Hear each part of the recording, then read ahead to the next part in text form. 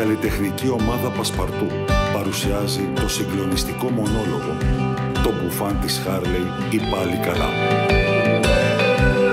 Η Αναστασία Μιχαλούδη ενσαρκώνει την εμβληματική ηρωίδα του Βασίλη Κατσικονούρη υπό τη σκηνοθετική καθοδήγηση του Ηλία Παπαγιάννη.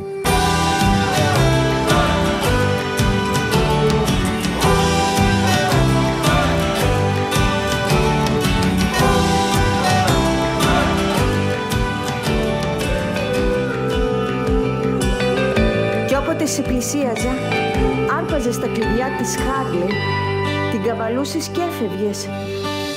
Πάντα έφευγες.